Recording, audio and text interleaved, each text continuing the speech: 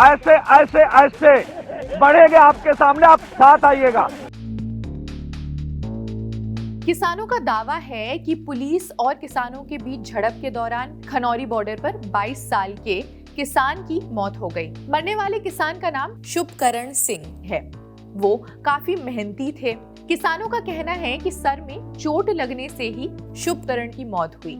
किसानों का ये भी कहना है कि पुलिस ने गोली चलाई।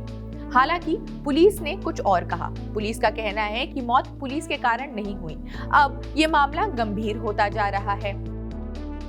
किसानों के बीच काफी रोष है। वहीं मामले की जांच के लिए पंजाब सरकार ने जांच के आदेश दे दिए। किसानों के रोष के बाद पंजाब के सीएम भगवंत मान ने कहा है शुभकरण के पोस्टमार्टम के बाद ही एफआईआर दर्ज की जाएगी। उन्होंने आगे कहा कि हरियाणा पुलिस का जो भी अधिकारी शुभकरण की मौत के लिए जिम्मेदार होगा, उसके खिलाफ सख्त से सख्त कार्रवाई की जाएगी। उसने सुबह का नाश्ता खुद बनाया और फिर दोस्तों के साथ मिलकर भी खाया। उसने दोस्तों से कहा कि साथ खा लो यारो, पता नहीं फिर कब साथ में खाना नसीब हो। देर शाम भटिंडा जिले के रामपुरा फूल शहर से लगभग 15 किलोमीटर दूर बलहो गांव में करण सिंह के परिजन और गांव वाले शव का इंतजार करते रहे। लोगों ने बताया शुभकरण सिंह काफी मेहनती भी था। उसने लीज पर खेती ली थी। वो मेहनत से परिवार का पोषण करता था। उसे अपने सपने पूरे करने थे। एक दोस्त ने बताया कि शुभकरण और उनके चाचा चरणजीत सिंह ने 20 एकड़ जमीन ठेके पर ली। वो पशुपालन करते थे। शुभकरण ने 12वीं कक्षा पूरी करने से पहले ही पढ़ाई छोड़ दी थी। वो एक सफल किसान बनना चाहता था, इसलिए वो खेती में लग गया। उसके माता पिता का तलाक हो गया। उसका पालन पोषण दादा ने ही किया था। उसने अपने परिवार की जिम्मेदारी ली थी।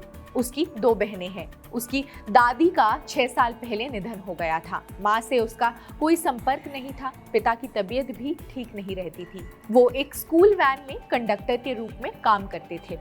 शुभकरण के पास केवल 2 एकड़ ही जमीन थी। उसके सबसे कीमती सामान उसके कृषि उपकरण थे।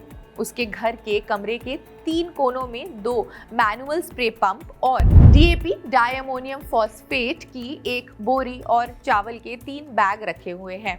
उसका घर गांव के बाहर खेत के पास है। उसके घर में 3 कमरे हैं और पुराने तरीके से बनाई गई रसोई।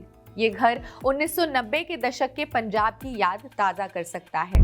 2 बहनों की जिम्मेदारी भी उसी पर थी। लोग कहते हैं कि पंजाब के युवा खराब हो रहे हैं। शुभकरण का कमरा देखिए कितना छोटा है।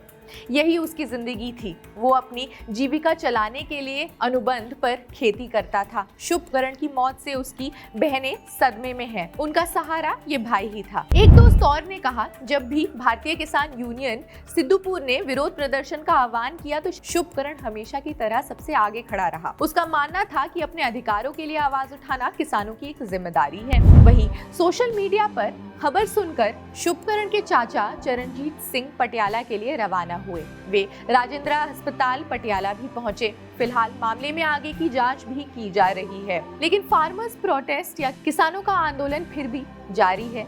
मार्च 2 दिन के लिए स्थगित है। खैर, इस खबर में बस इतना ही। बाकी देश दुनिया की खबरों के लिए जुड़े रहिए जनसत्ता के साथ। शुक्रिया। तोड़कर चले जाएंगे। हम तो विचारधारा की लड़ाई हम शांति से चाहते हैं। अगर सरकार को मंजूर है तो दे बैठ के मीटिंग में बैठ के ये सब, नहीं तो ये भी बैरिकेड तोड़ दिए जाएंगे।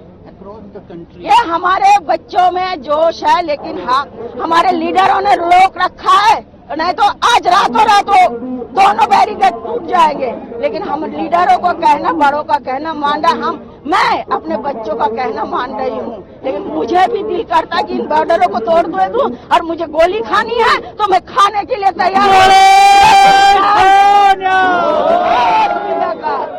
लेकिन मैं अपने पुरखों की जमीन खेती बाड़ी सरकार के हाथ में नहीं जाने दूंगी। गोली खाने के लिए तैयार हूँ।